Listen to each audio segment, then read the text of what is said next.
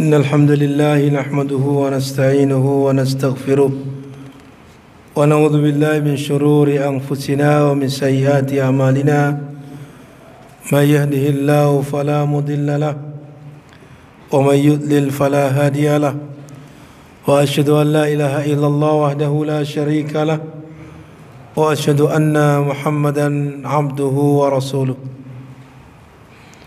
اللهم صل على محمد وعلى آله وصحبه ومن تبعهم بإحسان إلى يوم الدين. Amma ba'du, bapak-bapak dan ibu-ibu sekalian, rahimani wa rahimakumullah. Alhamdulillah, di pagi hari ini Allah Subhanahu wa taala kumpulkan kita di dalam masjid yang mulia ini dalam rangka talabul ilmi, dalam rangka pelajari ayat-ayat Allah Subhanahu wa taala dan juga hadis-hadis Nabi sallallahu alaihi wasallam, yang mana kita akan membaca tentang perkara-perkara yang merupakan perbuatan dosa yang paling Allah murkai, yaitu kaitannya dengan kesyirikan. Pada pertemuan sebelumnya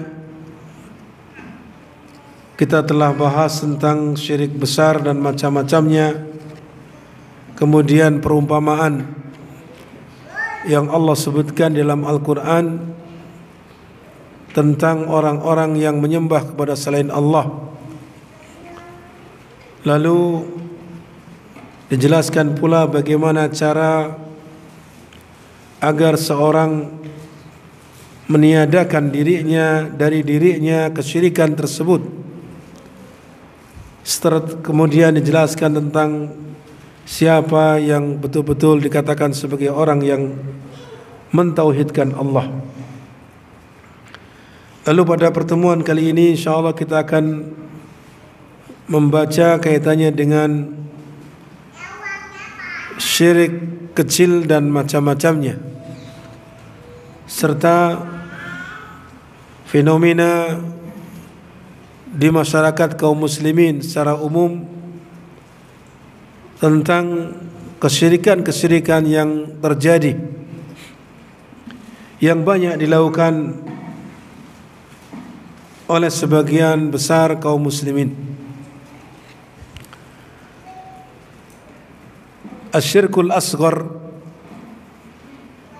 syirik kecil, karena memang sudah dimaklumi bahwa kesyirikan itu para ulama membagi ada dua bagian. Ada syirik besar, ada syirik kecil. Syirkul akbar dan syirkul asghar. Asyirkul akbar ini adalah akan berakibat pelakunya keluar dari agama Islam, akan berakibat dosa-dosanya, amalan-amalan salehnya yang pernah dia lakukan akan terhapus, dan ketika dia meninggal dunia belum bertaubat dari kesyirikan yang dia lakukan tersebut, maka Allah tidak akan mengampuninya, kemudian akan menyebabkan dia kekal di dalam neraka, waliyadzubillah. Adapun syirik kecil maka tidak demikian. Syirik kecil pelakunya tidaklah dia dikeluarkan dari agama Islam, artinya statusnya masih tetap muslim di sisi Allah Subhanahu wa taala. Hanya saja kemudian amalan yang terhapus itu amalan yang ada hubungannya dengan perbuatan syirik yang dia lakukan. Misalkan seorang itu melakukan salat, lalu dia melakukan perbuatan syirik kecil berupa riya contohnya, maka salat itu tidaklah akan diterima. Salat itu menjadi batal atau tidak diterima oleh Allah kalaupun tidak membatalkan salatnya. Kecuali kalau dia memang dari awal sampai akhir itu kemudian tidak sama sekali karena Allah Subhanahu wa taala. Maka salatnya para ulama mengatakan batal. Itu demikian. Kemudian bahwa syirik kecil tersebut tidaklah menyebabkan seorang itu kekal dalam neraka, karena para ulama mengkategorikan syirik kecil itu sebagai bagian dari dosa yang paling besar di bawah syirik akbar.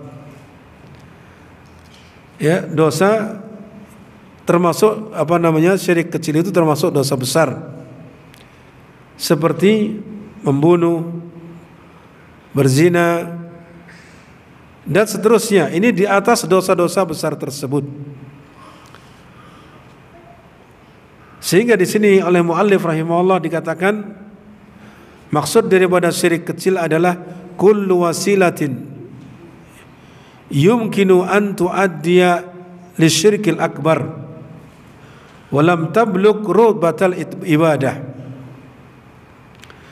Setiap sarana yang memungkinkan dapat menyebabkan pelakunya melakukan perbuatan syirik besar, dan perbuatan itu belum sampai kepada ibadah. Artinya perbuatan yang dilakukan itu belum sampai bernilai berupa ibadah. Wala yukhriju fa'ilahu minal Islam. Tidak pula menyebabkan pelakunya keluar dari agama Islam. Walakinnahu minal kabair. Akan tapi perbuatan syirik kecil tersebut termasuk dosa besar. Artinya dosa besar ini adalah deretannya sama seperti membunuh, mencuri, berzina dan seterusnya tadi. Walaupun kemudian para ulama mengkategorikan ini dosa yang paling besar di antara dosa-dosa besar. Walaupun istilahnya syirkul asghar. Karena terkadang orang akan meremehkan, kan cuma syirik kecil saja. Ya kan? Hanya kecil saja. Akan tapi walaupun itu istilahnya syirik kecil,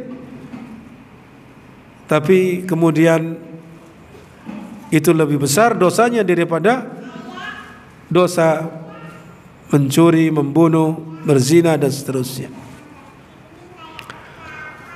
Hanya saja tidak sampai kemudian dia keluar dari agama Islam.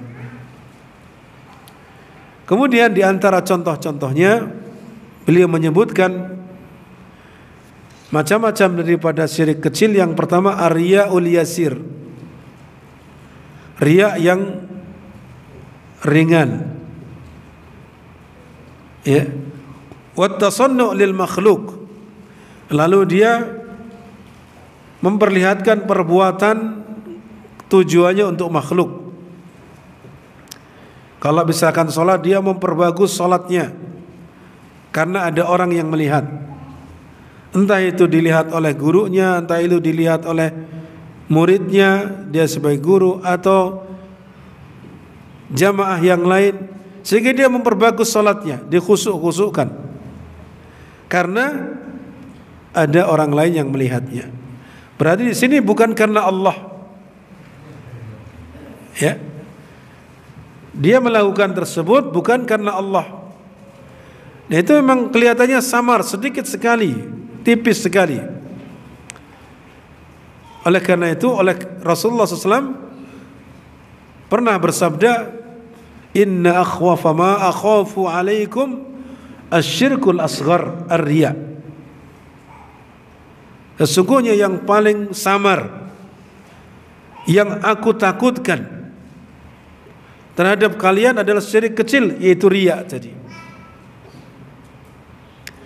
Ya, itu riya tersebut. Yaqulullah yaumal qiyamah idza jazan nasa bi'amalihim. Kemudian kelanjutan hadis tersebut, Allah Ta'ala akan berfirman pada hari kiamat nanti ketika Allah memberikan balasan kepada manusia terhadap amalan-amalan mereka, idhabu ilal ladina tura'una fid dunya.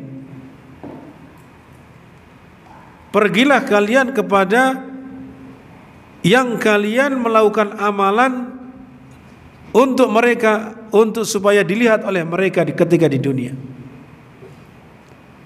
Ya, supaya dilihat oleh mereka. Fangduru hal tajiduna indahum jazaan. Lalu lihatlah, apakah kalian akan mendapati dari mereka balasan? Mungkin kalau kita di dunia akan dipuji, dikatakan Masya Allah, dia kan solatmu khusyuk sekali, kamu rajin, kamu alim. Itu di dunia. Akan tapi di hadapan Allah Subhanahu wa Ta'ala, sebagaimana disebutkan oleh Rasulullah SAW tersebut, pergilah kalian kepada orang-orang yang kalian dahulu di dunia beribadah supaya dilihat oleh mereka. Lalu lihatlah apakah engkau akan mendapati dari mereka memberikan balasan atau tidak. Tentunya tidak akan mungkin terjadi, tidak akan memberikan balasan. Ini sebagaimana yang disebutkan dalam hadis yang sahih yang diriwayatkan oleh Imam Ahmad. Maka seorang muslim hendaknya dia ketika beribadah kepada Allah, melakukan amalan saleh, betul-betul memperhatikan keikhlasan. Jangan sampai kemudian melakukan ibadah karena ingin dilihat oleh orang lain. Karena ingin dilihat oleh orang lain. Ini terkadang salah niat. Kenapa datang ke pengajian? Tidak enaklah sama tetangga. Datang ke masjid salat jamaah, tidak enak sama takmir masjid kalau tidak kelihatan. Ini berarti datangnya ke masjid karena Allah atau karena takmir masjid supaya melihat. Ini sangat tipis sekali. Itulah yang disebut dengan apa? Ar-riya'ul yasir. Riya yang sangat apa? Ringan. Kelihatannya sepele, tapi apa? Ternyata itu mengakibatkan dia beribadah supaya dilihat oleh orang lain. Kalau urusan dunia tidak ada masalah gotong royong. Walaupun sebenarnya kalau dia diniatkan untuk mendapatkan pahala itu sangat baik, saling membantu, gotong royong supaya apa? Tidak enak sama Pak RT. Ini kan apa? Supaya apa? Dilihat oleh Pak RT, otomatis, bukan karena Allah. Maka kalau dia karena Allah Subhanahu wa Ta'ala, itu sangat luar biasa, saling membantu, ta'awun 'alal birri wat taqwa, akan dapat pahala insyaallah ta'ala. Jadi bukan karena manusia. Dan Allah Subhanahu wa Ta'ala berfirman, wa man kana yarju liqa'a rabbih falyamal 'amalan salihan wa la yusyrik bi ibadati rabbih ahada.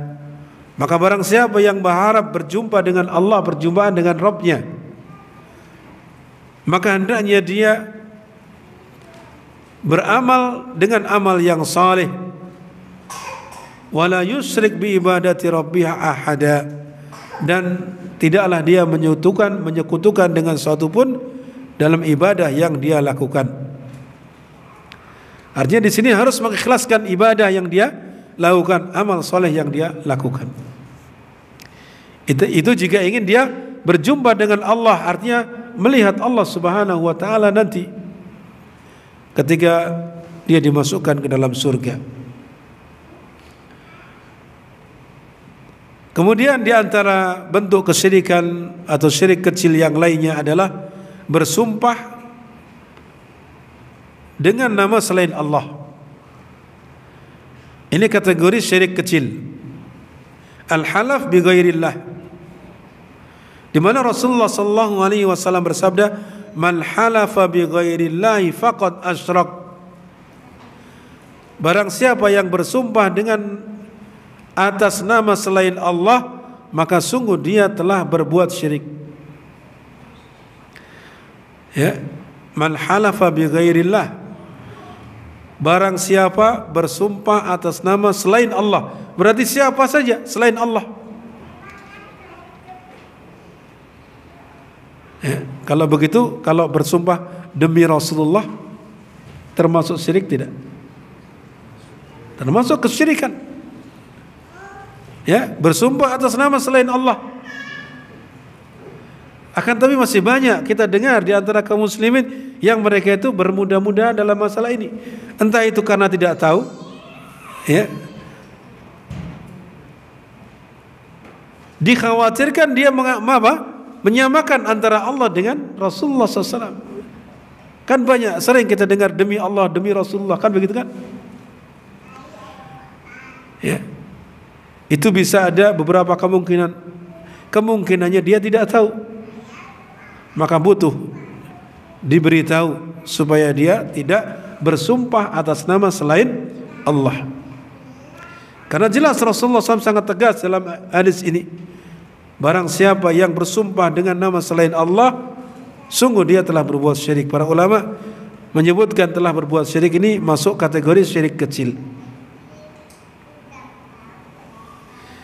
Akan tapi bisa berubah menjadi syirik besar.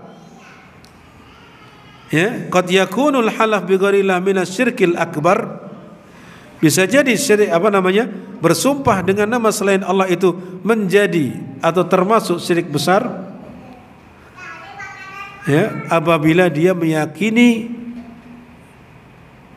yang dia gunakan untuk bersumpah tersebut adalah kedudukannya sama seperti Allah, dapat mengatur segala urusan, dapat memberikan madarat, meyakini demikian, maka ini bisa jatuh kepada syirik besar. Dikatakan di sini wadzalika idza taqadal halif, ya, berubahnya bersumpah dengan nama selain Allah yang tadinya syirik kecil naik kepada syirik besar apabila orang yang bersumpah tersebut meyakini annal wali lahu tasarrufat yadurruhu idza halafa bi kadiba,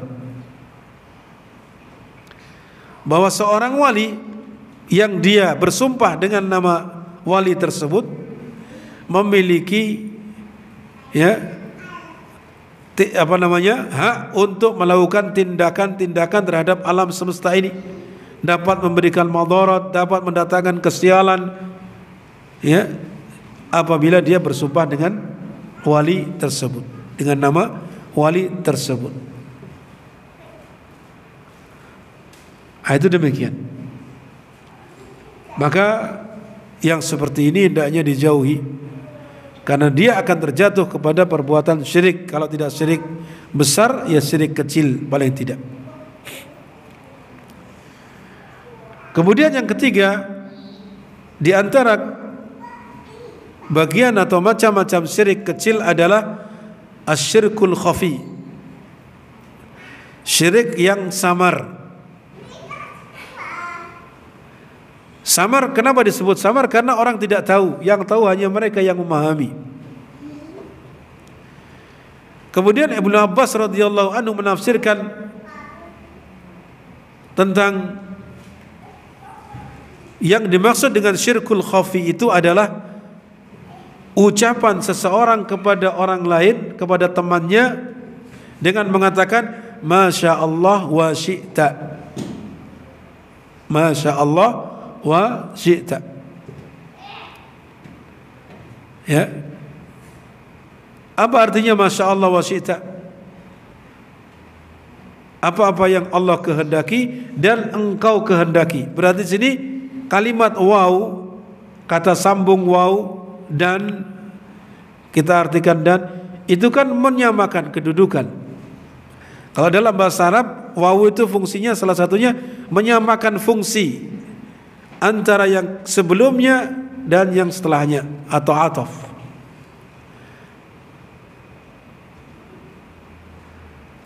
Itu waw. Oleh karena itu yang dibolehkan adalah masya Allah thumma syi'ta. Itu yang dibolehkan. Nah, kalau bahasa kita dengan kehendak Allah kemudian kehendakmu. Karena apa? Kalau ini tidak menyamakan. Tidak menyamakan. Ya. Termasuk contoh-contoh yang serupa dengan hal itu adalah laulallah wa fulan. Kalaulah bukan karena Allah dan karena fulan. Misalkan dia diselamatkan dari tertabrak mobil misalkan. Ketika mau lewat, mau nyebrang, mobil kemudian ditarik oleh seseorang dari belakang. Ya, mengingatkan dia bahwa ada mobil mau lewat, kencang. Kemudian dia mengatakan, kalau bukan karena Allah dan karenamu, maka saya sudah mati. Nah, ini berarti apa? Kalimat kalau bukan. Ini menyamakan antara Allah dengan dia, orang tersebut yang menariknya tadi. Maka yang seperti ini tidak dibolehkan, termasuk syirik kecil. Tapi yang boleh, kalaulah bukan karena Allah, kemudian karena sebab pertolonganmu, sebab engkau menarik diriku, maka ini dibolehkan. Jadi diganti yang tadinya waw menjadi thumma kalau bahasa Arab. Kalau bahasa kita ya mungkin diganti dengan kemudian. Di mana Rasulullah sallallahu alaihi wasallam pernah bersabda, la taqulu ma syaa Allah wa syaa fulan. Jangan kalian mengucapkan atas kehendak Allah dan kehendak fulan. Walakin qulu, akan tapi ucapkanlah masya Allah thumma syaa fulan. Atas kehendak Allah kemudian kehendak fulan. Itu demikian. Ini cara yang diajarkan oleh Rasulullah SAW ketika mengucapkan kalimat-kalimat yang serupa seperti itu, agar tidak terjatuh kepada perbuatan syirik, minimal syirik kecil, atau yang disebut dengan tadi apa? Asyirkul khafi, syirik yang samar, yang terkadang orang tidak memahami, tidak mengerti. Itu demikian. Ini diantara macam-macam dari syirik kecil yang disebutkan oleh muallif rahimahullahu ta'ala. Yang pertama adalah riya, kemudian yang kedua bersumpah atas nama selain Allah, dan yang ketiga syirik yang samar, yang contohnya adalah tadi ucapan atas kehendak Allah dan kehendak fulan. Dan yang diajarkan oleh Rasulullah ketika kita ingin mengucapkan yang seperti itu apa? Atas kehendak Allah kemudian kehendak fulan. Itu demikian. Adapun selanjutnya adalah mil madhahiri syirk, fenomena ataupun realita yang banyak dilakukan oleh masyarakat berupa kesyirikan. Jangan dianggap bahwasanya orang yang kaum muslimin pada umumnya tidak dikhawatirkan terjatuh kepada kesyirikan. Oleh karena itu pentingnya dakwah, pentingnya kita mengajak orang lain untuk senantiasa meluruskan akidah, senantiasa meluruskan tauhid kita, karena memang banyak terjadi di masyarakat kita. Bahkan di antara mereka bukan orang-orang yang tidak pernah belajar. Bisa jadi mereka adalah orang-orang yang belajar sampai S2, S3, profesor dan seterusnya. Ternyata masih saja melakukan apa? Kesyirikan. Itu dikatakan oleh muallif rahimahullah, inna madhahira syirki al-muntasyarah fil alam al-islami hiya sababur ra'isi fi masaibil muslimin wa ma yulaqunahu min al-fitan wal zalazil wal hurub wa ghairiha min anwa'il azab alladhi sabbahu Allah 'ala al-muslimin. Sesungguhnya fenomena dan kenyataan, ya, perbuatan kesyirikan yang menyebar di negeri-negeri kaum muslimin adalah sebab utama musibah-musibah yang menimpa kaum muslimin. Jadi jangan dianggap bahwasanya perbuatan seseorang ketika dia melakukan perbuatan syirik itu tidak menyebabkan musibah, yang musibah itu bisa jadi akan menyeluruh, baik itu kepada orang yang berbuat syirik itu sendiri ataupun mereka-mereka yang mentauhidkan Allah ketika mereka tidak mau berdakwah, tidak mau mengingkari atau mendakwahkan tauhid tersebut. Beliau mengatakan bahwasanya ini sebab utama Allah Subhanahu wa taala mengirimkan atau menimpakan azab kepada mereka berupa musibah, fitnah di antara kaum muslimin, terjadinya gempa di mana-mana. Jadi bukan gempa itu adalah fenomena alam yang tanpa kehendak Allah Subhanahu wa taala, tidak. Semuanya itu ditakdirkan, ditetapkan oleh Allah Subhanahu wa taala. Yang tentunya ketika Allah ingin menimpakan kepada suatu kaum musibah berupa gempa, Allah berikan sebab-sebabnya. Ya. Sebab-sebab yang kemudian oleh manusia diteliti, oh ternyata gempa itu karena ini dan itu. Padahal sebab utama adalah apa? Kesyirikan yang terjadi di daerah tersebut. Kemudian wal hurub, terjadinya banyak peperangan. Wa ghairiha min anwa'il azab, dan yang lainnya dari macam-macam azab yang Allah timpakan kepada kaum muslimin bisababi i'radihim 'anit tauhid. Tidak lain adalah, ya, disebutkan diri sebabnya adalah berpalingnya mereka dari mentauhidkan Allah, wa dhuhuri syirki fi aqidatihim wa sulukihim. Lalu nampaknya kesyirikan pada akidah mereka. Bahkan bisa jadi kesyirikan yang dilakukan dijadikan sebagai keyakinan. Itu sebuah ibadah yang diperintahkan. Ini yang justru sangat susah sekali untuk dihilangkan. Karena apa? Sebagian kaum muslimin meyakini itu bukan kesalahan, bukan kesyirikan, tapi itu ibadah yang utama. Itu yang sangat berat sekali untuk mendakwahi mereka.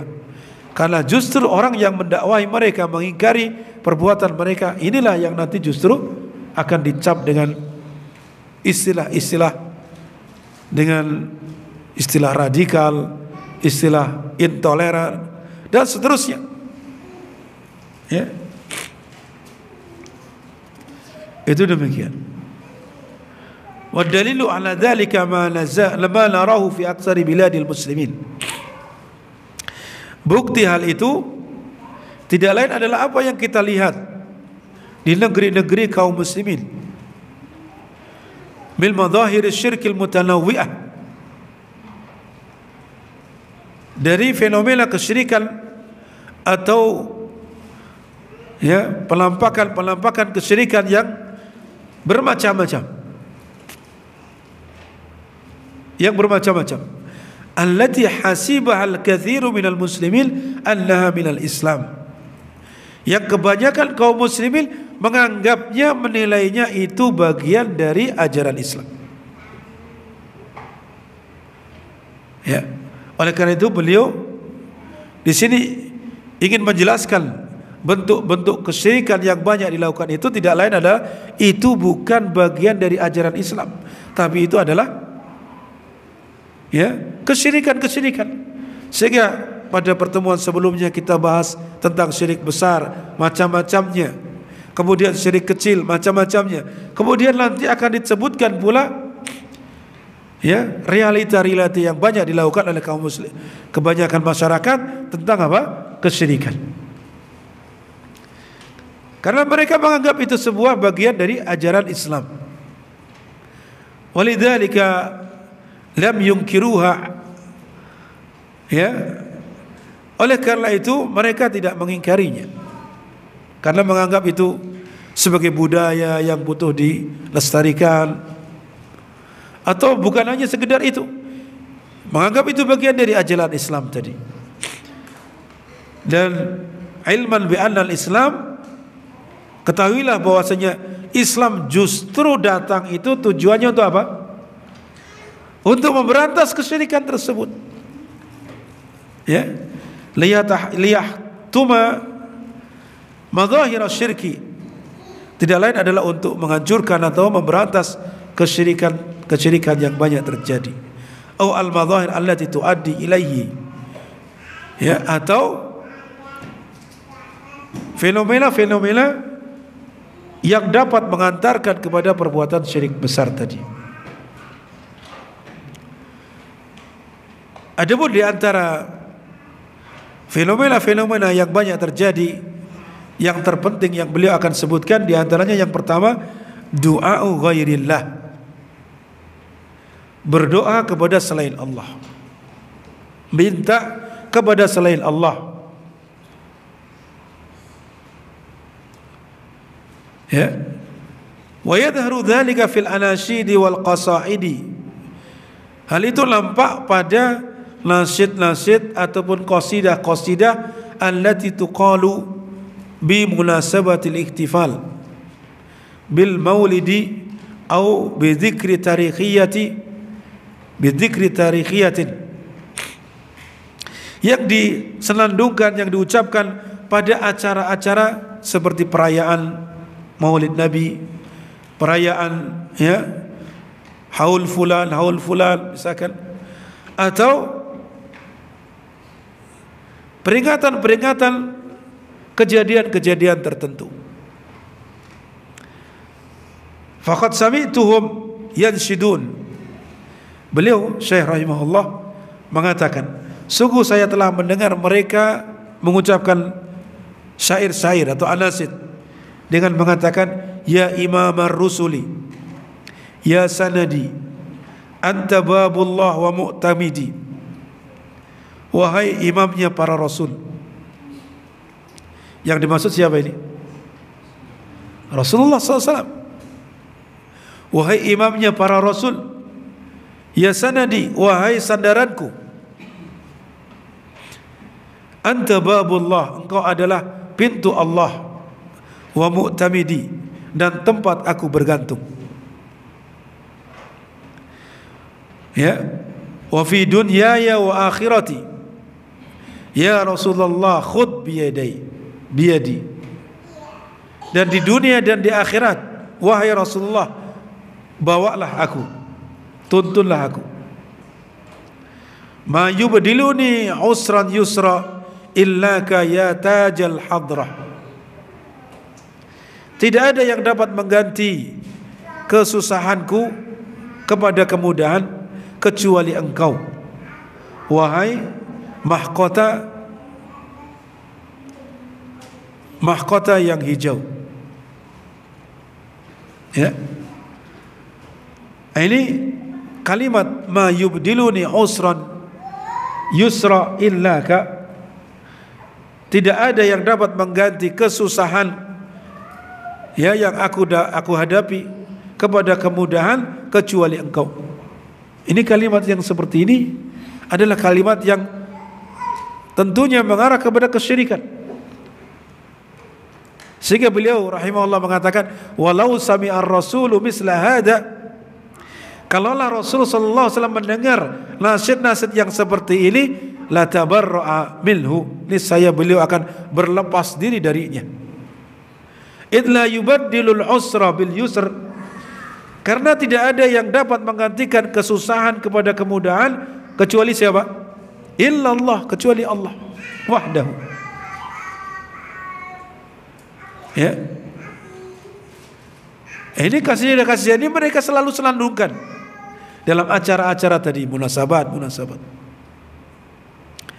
Termasuk, ya, contoh yang lain, wa mislu qasaidus syi'r allati tuktabu fil majallat wal kutub, termasuk pula qasidah dari syair-syair yang mereka tulis di majalah-majalah mereka dan kitab-kitab mereka. wa fiha talabul maddi wal auni wal nasri minar rasuli wal awliya'i was salihin al ajizina an tahqiqiha. Di mana di dalamnya terdapat permintaan bantuan, al-madad, permintaan pertolongan, ya, dari Rasul sallallahu alaihi wasallam. Coba mereka minta pertolongan, minta al-madad, bantuan kepada Rasul dan para wali dan orang-orang saleh yang mereka semua itu tidak mampu mewujudkan permintaan mereka. Mereka tidak mampu mewujudkan permintaan mereka. Itu demikian. Ini diantara fenomena yang banyak terjadi. Ternyata ini tidak hanya di negeri kita saja, di banyak negeri-negeri kaum muslimin. Sehingga mereka berkeyakinan, oh ini kan dilakukan oleh negeri fulan, banyak tokoh-tokoh berjubah besar, ya, pakai imamah sampai tinggi imamahnya, sorban panjang. Ini mereka jadikan dalil, bukti mereka itu mengamalkan itu. Dianggap ini dari ajaran Islam, begitu. Padahal jelas itu adalah merupakan kesyirikan yang dilarang dalam Islam. Kemudian di antara fenomena yang lain yang mengarah atau paling tidak menjadi sarana untuk berbuat syirik adalah dafnul awliya was salihin fil masajid. Ya, menguburkan para wali, orang-orang saleh di masjid-masjid. Ini walaupun perbuatan tersebut adalah perbuatan bukan kesyirikan, tapi ini menjadi penyebab. Ya, menjadi penyebab. Dan secara hukum tidak boleh menguburkan di masjid. Ya, menguburkan di masjid. Nanti disebutkan dalam hadis Nabi sallallahu alaihi wasallam. Maka kita akan bisa melihat fatara fi aksari biladil muslimin al-qubur fi ba'dil masajid. Engkau akan dapat melihat di negeri-negeri kaum muslimin, ya,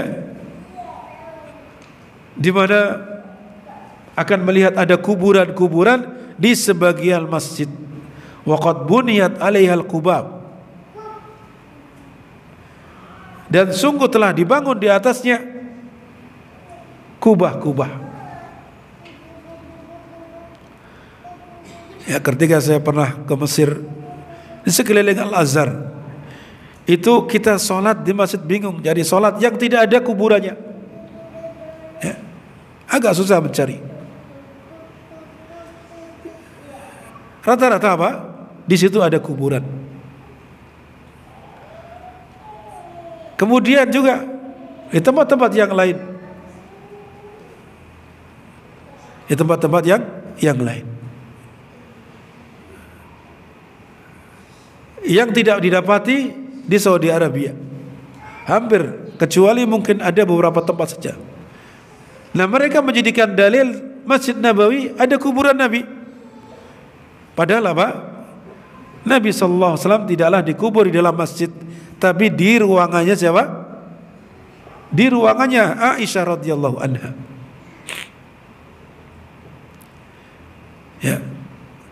Dikubur di dalamnya juga Abu Bakar dan juga Umar ibn Khattab.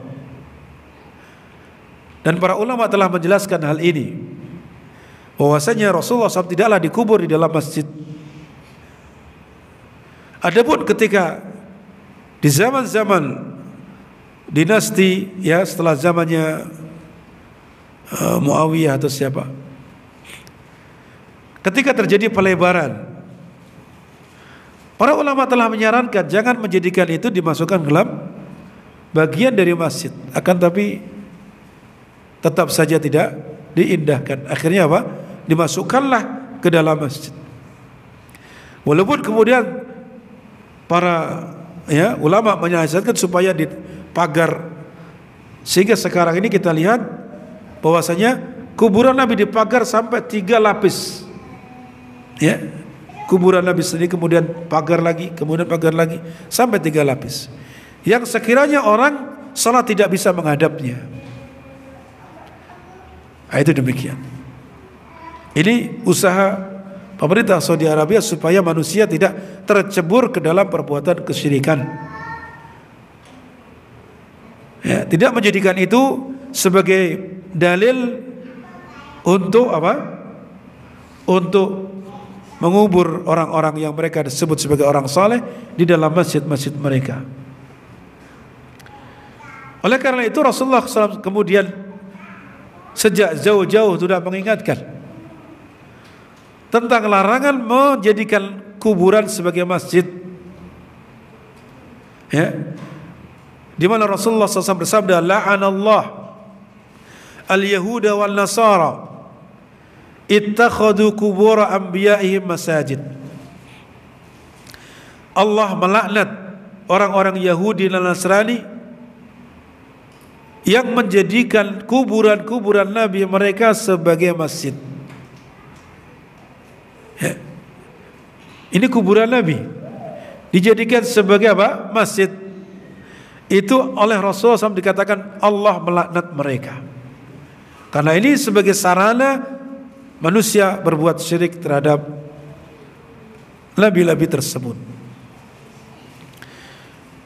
Kemudian dalam hadis yang lain juga disebutkan tentang hal itu, bahwasanya Rasulullah SAW mewasiatkan ya kepada umatnya agar tidak menjadikan masjid-masjid itu sebagai kuburan.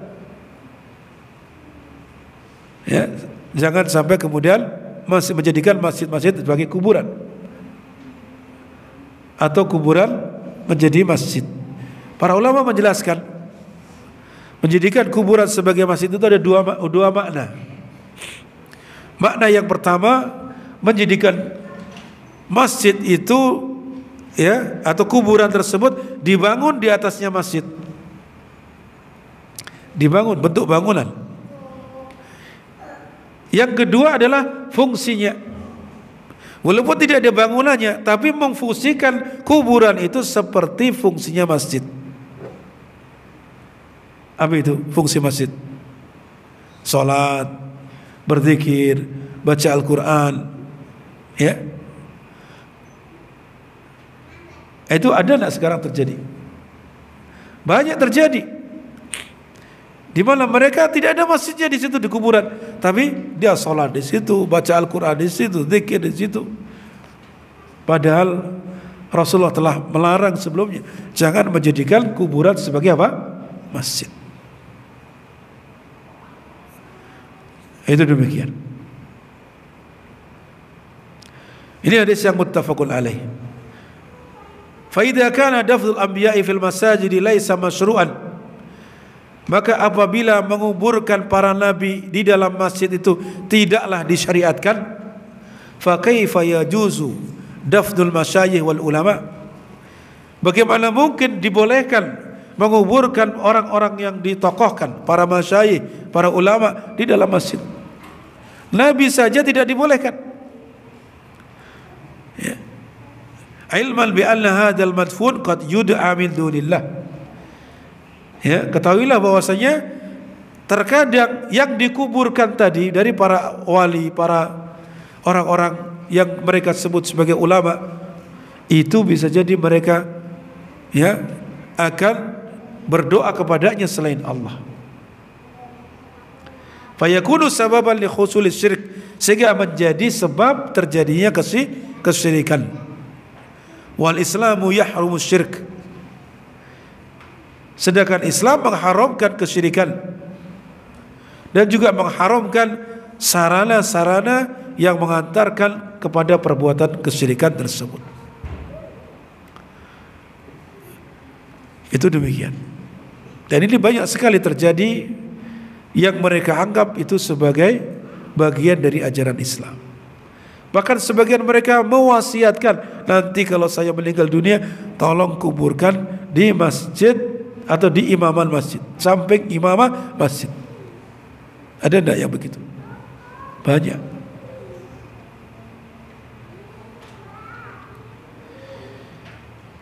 Demikian. Kemudian di antara madzahir asy-syirik yang lain, fenomena kesyirikan yang lain adalah an-nadru li awliya bernadar untuk para wali.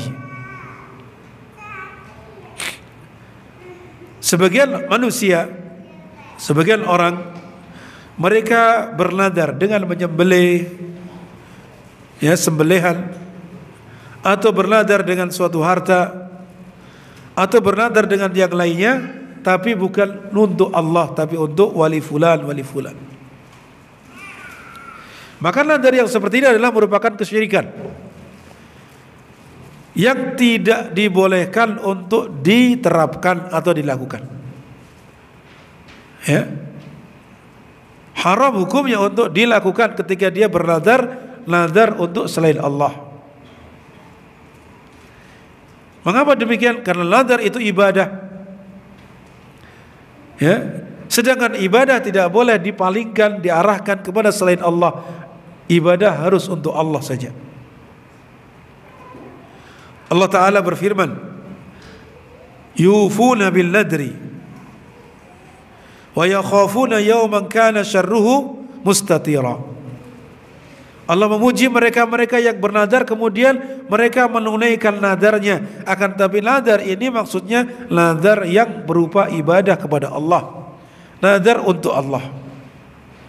Ketika mereka menunaikan, Allah puji mereka menunaikan nadar yang mereka nadarkan, dan mereka takut kepada Allah, takut pada suatu hari yang mana azabnya merata. Ini menunjukkan nadar itu bagian dari ibadah. Maka tidak boleh nadar itu untuk selain Allah. Demikian. Kemudian yang keempat di antara madzahir asy-syirik adalah adzabhu inda kuburil anbiya'i wal awliya. Menyembelih di sisi kuburan para wali dan orang-orang saleh. Ya. Kenapa tidak disembelih di rumah saja? Kenapa harus dibawa tempat-tempat tersebut? Nah, tidak lain ini ada indikasi, ya, bentuk pengagungan. Nah, ini berarti apa? Mengarah kepada perbuatan yang mengandung kesyirikan tadi. Walau kanatin niyyatu anna dzabihata lillah fahuwa min amalil musyrikin. Walaupun ketika dia menyembelih niatnya untuk Allah Subhanahu wa taala, bukan untuk orang yang ada dalam kubur tersebut. Ketahuilah dikatakan di sini fahuwa min amali al-musyrikin alladzina kanu yadbahuna 'inda kuburi asnamihim. Itu adalah termasuk perbuatan orang-orang musyrik yang mereka dahulu menyembelih berkorban di sisi kuburan-kuburan patung mereka. Ya, di sisi kuburan-kuburan yang mereka jadikan, ya, sesembahan selain Allah, yang diwujudkan dengan patung-patung.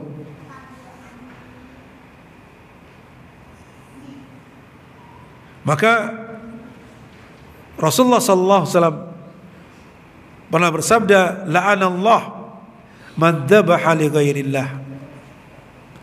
Allah melaknat orang yang berkorban untuk selain Allah.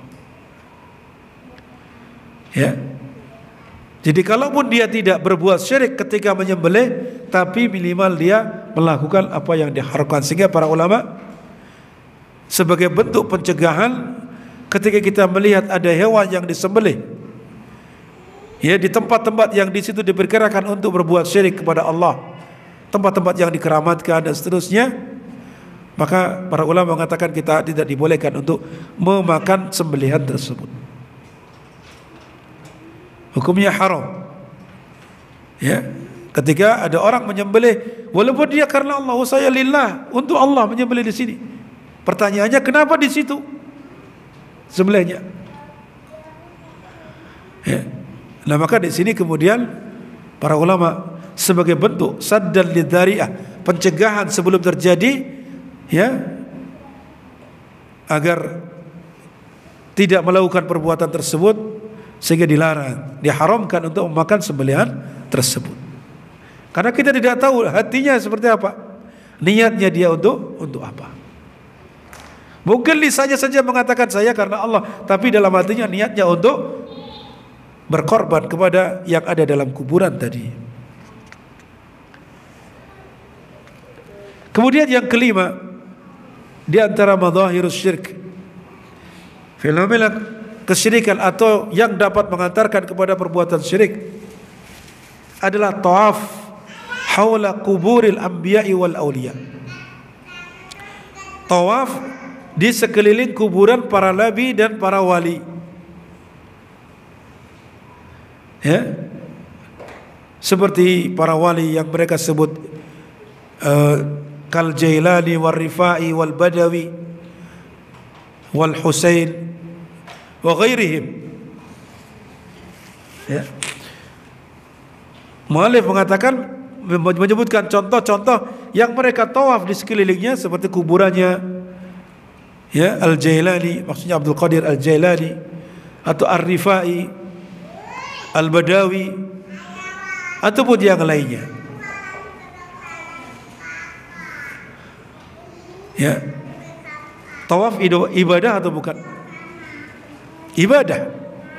Hanya saja tawaf itu tidak boleh kecuali hanya berkeliling sekeliling Ka'bah saja. Sekeliling Ka'bah saja. Tidak ada syariat dalam Islam selain itu. Boleh tawaf di selain itu. Kecuali tawaf untuk olahraga. Sekeliling lapangan. Tapi bukan niat ibadah untuk olahraga. Di mana Rasulullah SAW telah bersabda, disebutkan dalam firman Allah Subhanahu wa taala, wal yatawafu bil baitil atiq. Dan hendaknya mereka melakukan tawaf di sekeliling Ka'bah. Baitul Atiq maksudnya Ka'bah, rumah yang tua.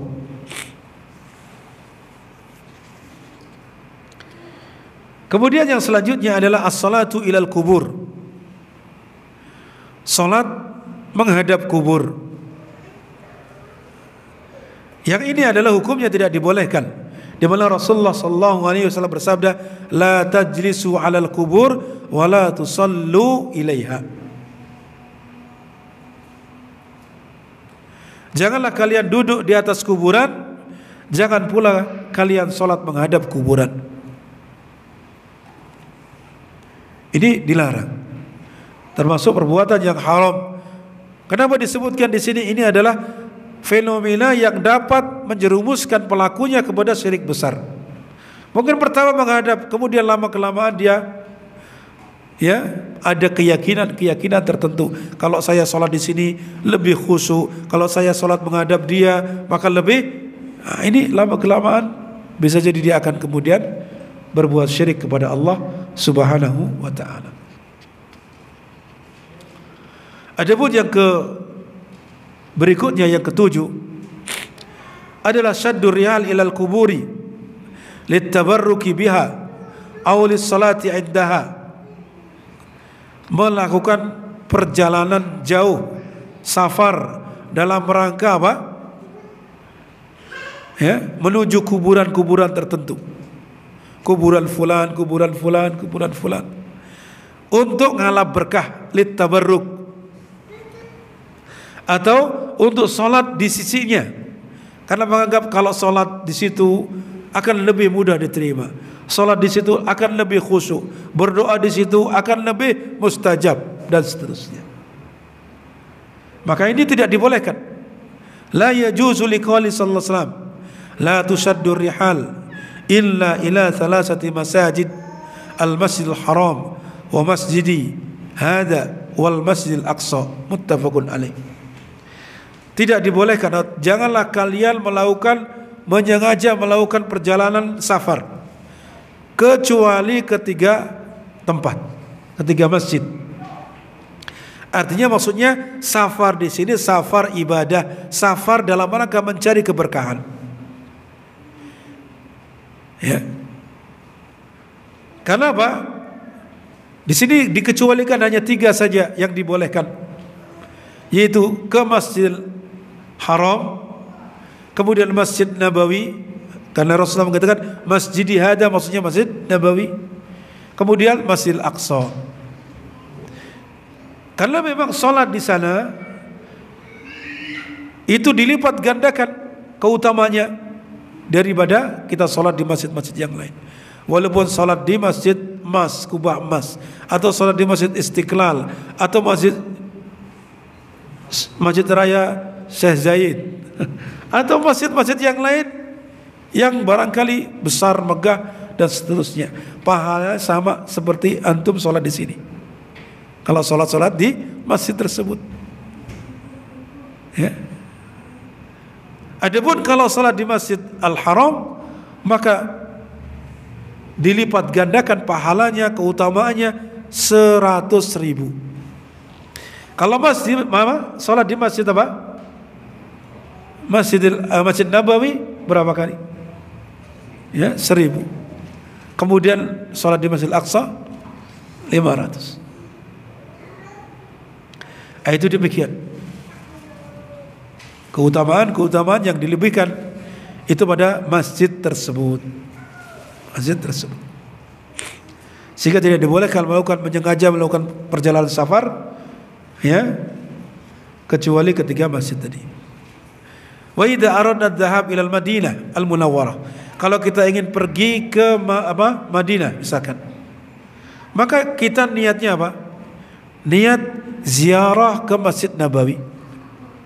Kita niat untuk salat di Masjid Nabawi karena keutamaannya, keberkahannya sangat besar. Bukan dalam rangka ziarah kubur Nabi. Ya. Bukan dalam rangka ziarah kubur Nabi. Nah, ketika kita sudah berada di Masjid Nabawi, maka disitulah kemudian kita disyariatkan atau dianjurkan untuk mengucapkan salam kepada Nabi kita Muhammad SAW dan 2 sahabatnya. Itu demikian. Kemudian ada beberapa hal yang lain, tapi insya Allah kita bisa sampaikan di waktu yang akan datang. Kita cukup sampai di sini. Di antara bentuk-bentuk kesyirikan atau perkara-perkara yang dapat mengantarkan kesyirikan, ya, yang disebutkan oleh muallif rahimahullah tadi, itu hendaknya kita perhatikan, jangan sampai kita, keluarga kita atau kerabat kita ada melakukannya, karena dikhawatirkan akan terjerumus kepada syirik besar yang akan berakibat fatal, ya, waliyadzubillah. Demikian kita akhirin kafatul majlis. Subhanakallahumma wa bihamdika asyhadu an la ilaha illa anta astaghfiruka wa atubu ilaik. Assalamualaikum warahmatullahi wabarakatuh.